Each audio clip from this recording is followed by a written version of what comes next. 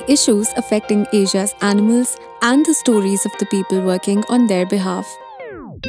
We'll be taking you on a tour of what's been happening lately in the animal protection space around Asia, and also bringing you updates from our huge network of animal protection organizations and our many working groups. Welcome to the Asia for Animals podcast.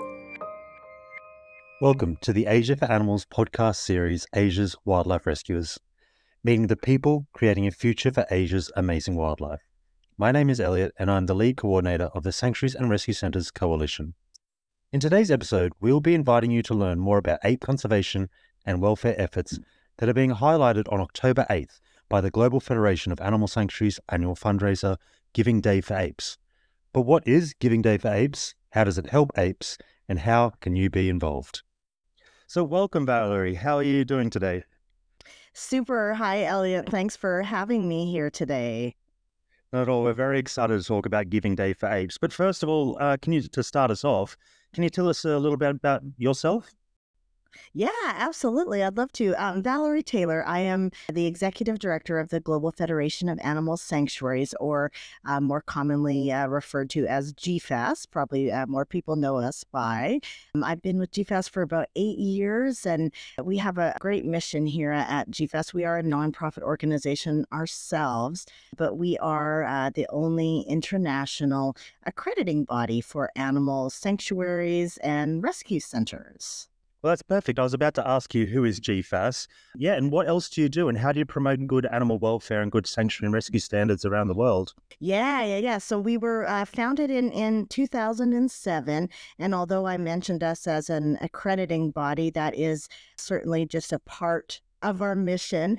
It is important to us in that work to recognize the highest performing and most professional animal sanctuaries and rescue centers, but it's certainly also a part of our mission to support those sanctuaries and rescue centers in their efforts to really achieve the highest standards of excellence, whether that's within the realms of sort of animal care or housing for animals, or it might be other things, sustainability and governance and finance. We want everybody to succeed in all of those areas.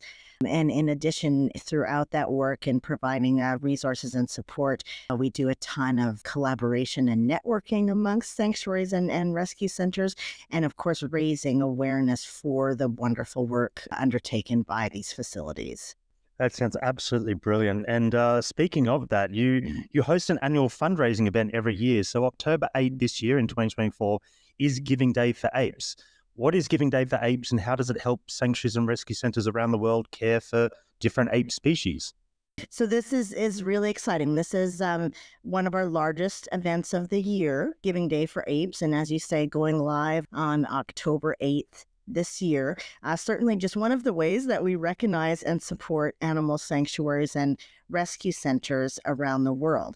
But it is just what it sounds like. It is a virtual online giving day.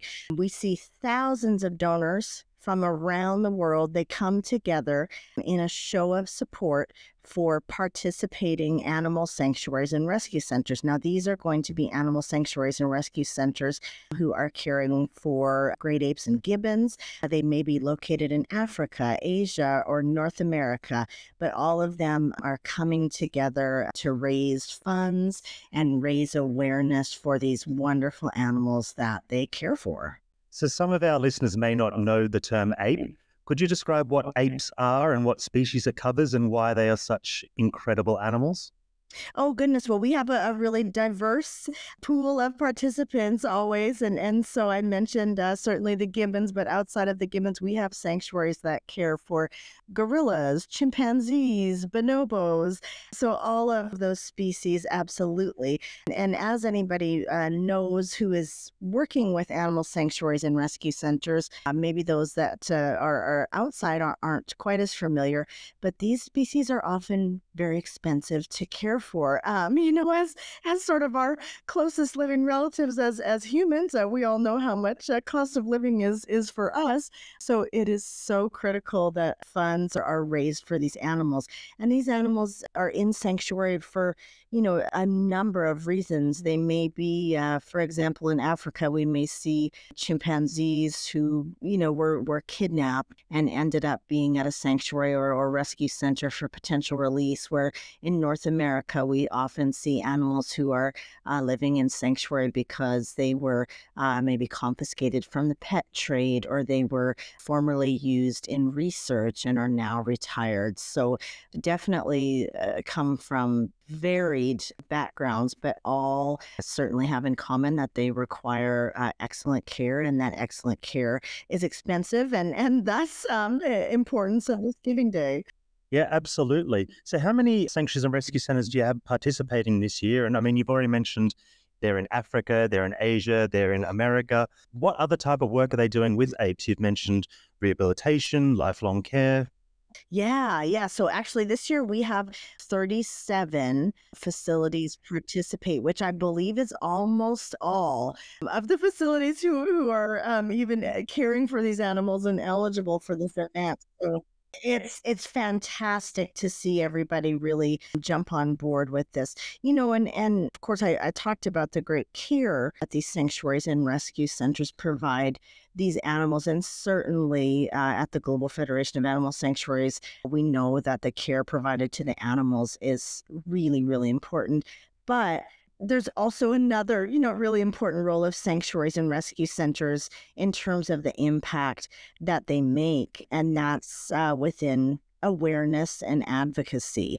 So much of what these sanctuaries and rescue centers do, and another one of the reasons, right, for Giving Day for Apes, beyond just raising all this money to care for the animals, is that focus on awareness and advocacy, because it's one thing to care for the animals, but it is also so important to really address the root causes of why those animals are in sanctuary care.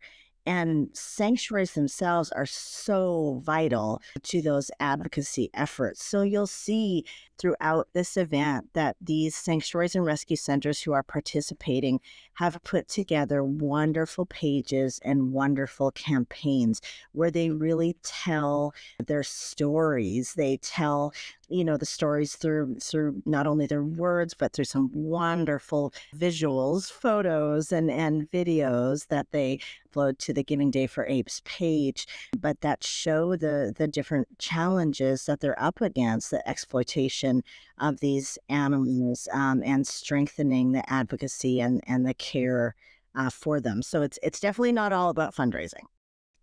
Yeah, it sounds absolutely remarkable. Continue on from what you just said about it's also about raising awareness and those vital funds. This campaign and this annual day of giving is about so much more. It's also about, upskilling and helping enhance the capacity of some of these rescue centers and sanctuaries around the world, right? Yeah, absolutely.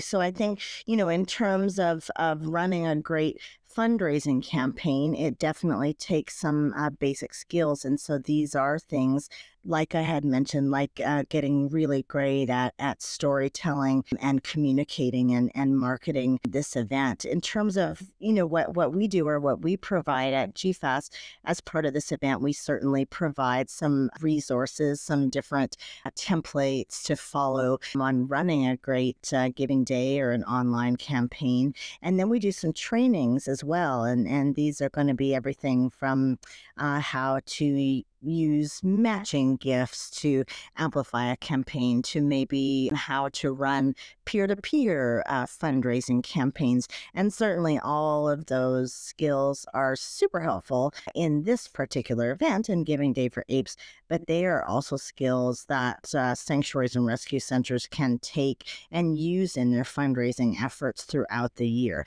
So that's really our hope, is that they can use these resources not only for the one day, but onward as well.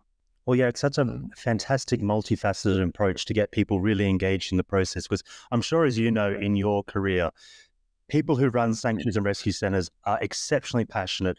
They're exceptionally well skilled. A lot of people are often veterinarians. They're often animal managers. But with that, their whole life comes into looking after and caring for animals. So the ability to develop additional skills such as fundraising, storytelling, and everything you're saying is such a great additional bonus for Giving Day for Apes. Absolutely. I mean, I know from working within nonprofits myself for many years, all of us, particularly in the animal protection and welfare community, we all wear many hats at our job. And so I think it's very much appreciated any kind of support in efforts that we can provide to certainly upskill. And then also, I think, right, just the awareness piece too, certainly the Giving Day for Apes platform, as I mentioned, brings thousands of donors in, but at the same time, those donors are becoming more aware and hopefully take away the messaging from that and become advocates in their own right for this work and for the animals that are involved. That's such a great additional bonus. And as Valerie said before, you can head it to givingdayforapes.org, and all 33, I think you said, sanctuaries and rescue centers have amazing stories and photos and anecdotes of the animals they've rescued, some of the challenges they're going through, whether it be, from deforestation, from rescuing from oil palm plantations, from the pet trade, etc. There's amazing stories on there that our listeners can go and check out.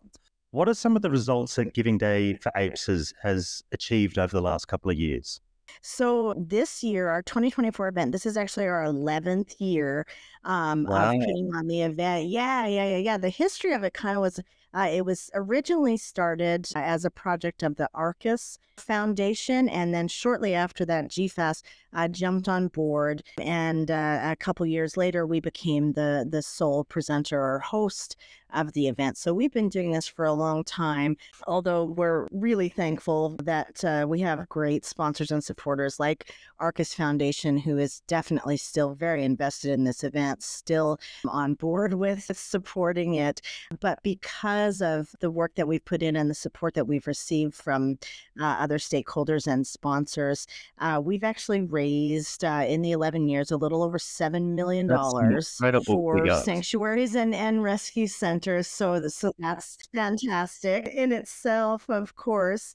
As part of the Giving Day for Apes event as well, if you've been to the website, all of these sanctuaries and rescue centers are also vying for some prizes as well. This year, the 2024, our prize pool, I believe, is $57,000. So it's additional funds, of course, that are added. Oh. But what those prize funds also do, right, is they help the sanctuaries and rescue centers communicate to their donors. So we're creating a sense of excitement for the event and a sense of urgency for donors and supporters to go to the Giving Day for Apes site and hopefully learn a little more and make a donation as well. So we're really proud of what we've been able to do in terms of dollar amount raised each year. I will tell you that we have a big goal this year in 2024. All of our past events, so the past 11 years, each event we've really increased the amount, each year that's raised, but we are flirting very closely with that $1 million mark. And so our goal or our hope is maybe this year, right, 2024 could be the year that this single event raises more than $1 million. So fingers crossed. Fingers crossed. That sounds absolutely incredible. And congratulations on such an incredible figure in relatively a short amount of time for somewhere that doesn't often receive a lot of funding or a lot of attention. Now, you mentioned it's sort of a bit of a competition. There's an additional prize pool. What are the secrets for someone listening who's found a sanctuary on the website or a rescue center on the Giving Day for Apes website, who wants to participate, wants to make their donation go a little bit further? What's the secret for, helping that sanctuary and rescue center get the additional prizes? Yeah. So absolutely. I think the Giving Day for Apes site is a lovely site. It's really easy to navigate, but I would encourage anybody who's interested, use the site, go there. You can search for your favorite sanctuaries and rescue centers and certainly support them with a donation. You can see that we have the schedule of prizes that are all laid out. Some of these might be, random chance drawings. There might be other competitions like leaderboard prizes hours, for example, or we have particular hours during this 24-hour event that are set aside as power hours. So donations made during that hour are eligible for prizes. So certainly folks can see that as well. I think also, if you're feeling extra generous when you're going to the site, search through those lists of participants, because you're really going to learn a lot. You're going to learn about sanctuaries and rescue centers and work being done that maybe you had no idea was even out there. And maybe you'll even be inspired to make a gift to a new sanctuary or rescue center for the first time. Well, that's what we really hope. Now, a lot of the AFAs or Asia for Animals Network member organizations are actually involved, hence why we're hosting this podcast. From our membership, we have Chickenunga Wildlife Centre, the Wildlife Friends Foundation in Thailand, Gibbon Conservation Society, International Animal Rescue in Indonesia, Lao Conservation Trust for Wildlife, and the Borneo Orangutan Survival Foundation.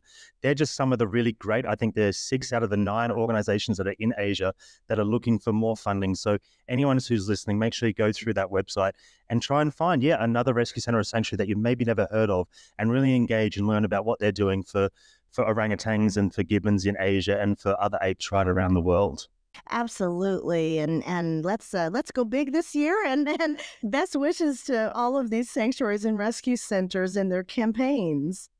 Yes, and make sure everyone who's listening, share this podcast around and how amazing the efforts that are happening and all the important websites, which we'll share at the end. Send your friends, send your family. Let's try and make this the biggest giving day for apes ever and get to that $1 million mark for you guys. Do you personally have any great ape anecdotes or stories from your career or from member sanctuaries and rescue centers? Oh my goodness! Well, there's so many, right? It's trying to pick your favorite child if you picked a favorite. But I think the work that all of these centers has done is so impactful. For example, I'm based in the U.S., and so we are seeing that complete phasing out of the use of great apes, chimpanzees, and other animals in the use of research. And so the final few are being moved to sanctuary so they can live out their lives there. That's sort of our last push here. And so it's just amazing to see and to think. I know there are so many stakeholders have been involved, from advocacy organizations to government officials, but the sanctuaries and rescue centers themselves have played such a large role, and of course will continue to play that role as they care for these animals for the remainder of their lives. So it's just so heartening to me, and I'm so proud to call these folks my good friends and colleagues. Oh, that's amazing to hear. And of course, there's still sadly many great apes held in laboratories. It's great that it's been phased out pretty much entirely now in the United States. But of course, all those individual animals, like humans, apes live for a very long time, so they need the best quality care over many, many years. You're talking decades. Gorillas can live 50 to 55 years, if I'm correct, similar for orangutans and chimpanzees. So it's a huge, huge lifelong care and dedication that these sanctuaries and rescue centers have to these animals. So make sure everyone gets out and checks out the website and donates. If there's one takeaway message that you could give everyone about apes or about ape sanctuaries and rescue centers, what would it be? Oh, goodness, that's a hard one, Elliot. Well, you don't just pick one. If you want to pick 2 or 3 or 4 messages, go for it. I think, there's so many, right, that we could point to, but I think the biggest or maybe the overarching message is just that these animals are just so deserving of respect for their intrinsic value, no matter of sort of where they came from or what the outcome is going to be for them. And so it's so important through not only this event, but through our work and the work of sanctuaries and rescue centers every day that we keep working towards strengthening respect for that value. Yeah, absolutely. And they really are incredible animals. In my career, I've been lucky enough to, I wouldn't say work entirely directly releasing gibbons and orangutans into the wild, but we've certainly had them in the sanctuaries and rescue centers I've worked at. And, it's a case of there's not very many nice stories. You always hear the troubling stories of animals being shot at or captured, or there being ex-pets walking on the beach. But if you check out all those stories on the Giving Day for Apes websites, you will see all the positive stories that are happening as well. It's such amazing to see, even if animals can't be released back to the wild, they get beautiful facilities in which they can live out their lives. they get access to professional healthcare and vet care, or often sometimes they do. And like for the story of gibbons, it's so much work to get any of these animals prepped for release to the wild. You're forming bonding pairs, you're hoping they have offspring, and hopefully releasing animals as groups back into the wild. I guess that's what we can hope for most at the end of the day. But all those beautiful stories are on there. So I think my takeaway message is there's a whole lot of awful stories out there about the tragedies of the wildlife trade, but apes, what we're talking about today. But there is so many stories of hope out there, and new populations being established, animals able to go back to the jungle. So I think there's a lot out there for people to learn and to learn about the hope as well. Absolutely. No, and such a growing network of supporters and sanctuary folk as well. So we're very fortunate to be in this space and looking forward on Giving Day for Apes to watch the total ticker going up, up, up. Awesome. So for everyone, to run through the final details again, to help that ticker go up, up, up, what are the important details people listening need to know to participate in Giving Day for Apes? Yeah, so our website is just givingdayforapes.org. Makes it easy. You can go visit, you can donate, you can search for all of those organizations. The live event is a 24-hour live event, October 8th. 2024, although the site is open right now. So if you want to have a look and see who's participating, you can also make a gift during this early giving period as well. That sounds fantastic. Well, thank you very much for joining us today, Valerie. If any of our listeners would like more information about the Global Federation of Animal Sanctuaries, or GFAS, they can go to sanctuaryfederation.org, or again, to learn about the fantastic work that ape and gibbon sanctuaries and rescue centers are doing across the world and are participating in Giving Day for Apes, go to givingdayforapes.org. Thank you so much for joining us today, Valerie. Thank you, Elliot. Thanks for listening. You can find everything you need to know about our work and connect with us at asiaforanimals.com. Tune in for the next episode.